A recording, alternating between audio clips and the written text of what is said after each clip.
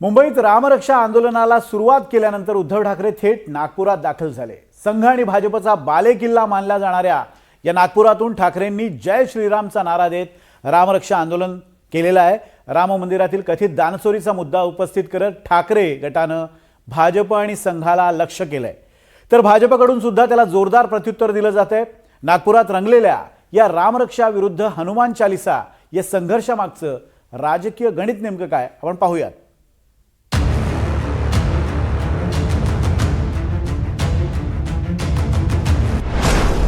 संघाच्या बालेकिल्ल्यात ठाकरेंचा जय श्रीरामचा नारा।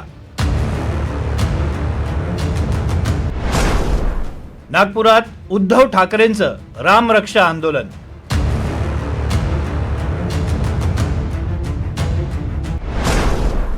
भाजप आणि संघाला घेरण्याचा ठाकरेंचा प्रयत्न।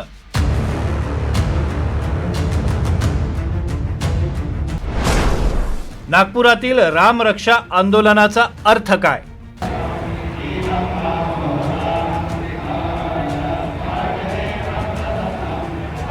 मुंबईत रामरक्षा आंदोलनाची ठिणगी टाकल्यानंतर ठाकरेंनी आपला मोर्चा नागपूरकडे वळवला। मुंबईसारखंच रामरक्षा आंदोलन नागपुरातही करण्याचं ठाकरेंनी जाहीर केलं होतं। त्यासाठी शिवसेनेनं तगडी तयारी केली होती। या आंदोलनाच्या निमित्तानं ठाकरेंच्या शिवसेनेनं शक्ती प्रदर्शन करण्याचा प्रयत्न केला। नागपुरातील या आंदोलनात उद्धव ठाकरे, आदित्य ठाकरे देखील सहभागी झाले होते। की भागवत साहेब ज्या पद्धतीने हे भाजप सरकार वागतंय, मंदिरं लुटली जात आहेत, विद्यार्थ्यांशी कशा पद्धतीने वागतायत हे तुम्ही बघितलंय। पेपर फुटतायत, पक्ष तर फोडले जात आहेत, पण आता मंदिरातल्या तिजोऱ्या फोडल्या जात आहेत। हेच हिंदू राष्ट्र तुम्हाला अपेक्षित होतं काय? राम मंदिरातील दानचोरीचा मुद्दा उचलत ठाकरेंनी हे रामरक्षा आंदोलन करण्याचा निर्णय घेतला होता।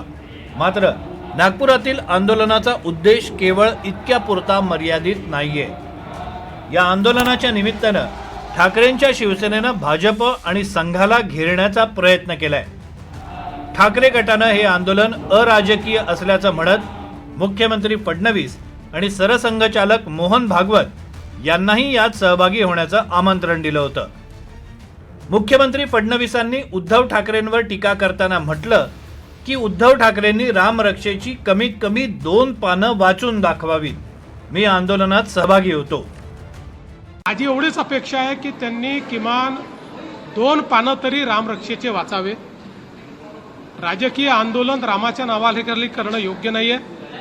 मागच्या वेळेस ते रामरक्षा वाचू शकले नाहीत। मी देखील त्यांची तयारी असेल तर त्यांच्यासोबत रामरक्षा म्हणायला तयार आहे।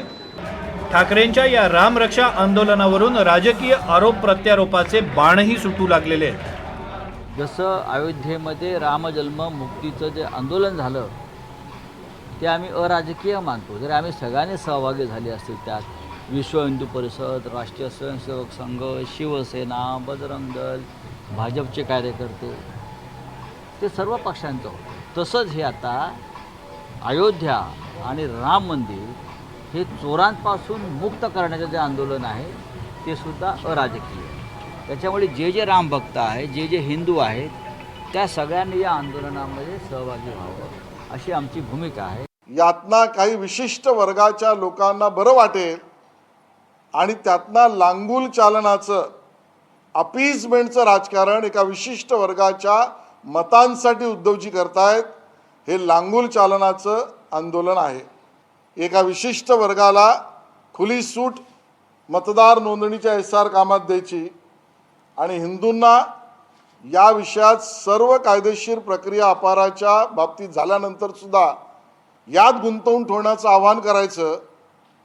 या पद्धतीचं काम करणाऱ्या कार्यकर्त्यांना मतदार नोंदणीत SIR मध्ये सहभागी न होता आंदोलनात बिझी करायचं, असं षडयंत्र असावं अशी दाट शक्यता मला वाटते। राम मंदिरातील चोरी हा भाजप आणि संघासाठी काहीसा अडचणीचा मुद्दा झालाय। राम मंदिरातील दान चोरी प्रकरणी गुन्हा दाखल झाला, आरोपींना अटकही झाली। तरीही मंदिर प्रशासनावर संघाशी संबंधित व्यक्तींची नियुक्ती असताना ही चोरी घडली। त्यामुळे भाजप नेत्यांसह संघालाही मौन बाळगावं लागलेलं आहे। संघाचे सरकार्यवाह दत्तात्रय होसबळे यांनी या घटनेचा निषेध नोंदवला। मात्र भाजपमधील वरिष्ठ नेत्यांनी या विषयावर बोलणं टाळलंय. त्यामुळे ठाकरे गट याच मुद्द्याला धरून भाजपला डिवचतोय. उद्धव ठाकरे नागपुरात येणार म्हटल्यावर नवनीत राणाही चांगल्याच सक्रिय झाल्या. राणांना आपल्या जेलवारीचा वचपा काढण्याची चांगली संधी मिळाली. ठाकरेंच्या रामरक्षा आंदोलनाला नवनीत राणा यांनी हनुमान चालिसा पठणाने उत्तर देण्याचा प्रयत्न केला.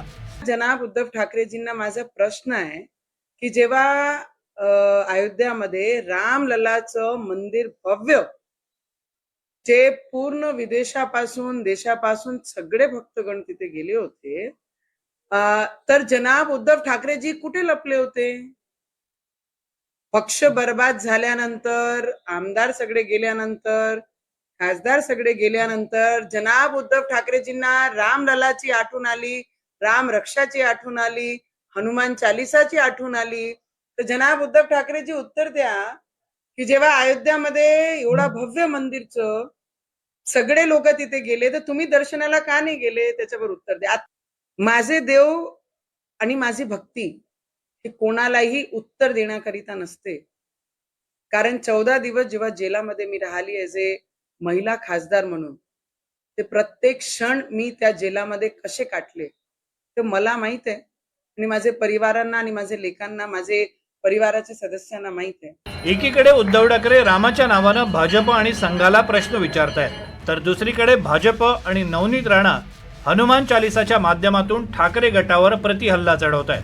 त्यामुळे संघाच्या बालेकिल्ल्यात रंगलेलं रामरक्षा विरुद्ध हनुमान चालिसा हे आंदोलन आगामी राजकारणासाठी नवी दिशा ठरवतं का, याकडे आता राज्याचं लक्ष लागलंय. प्रवीण मुधोळकर, NDTV मराठी, नागपूर.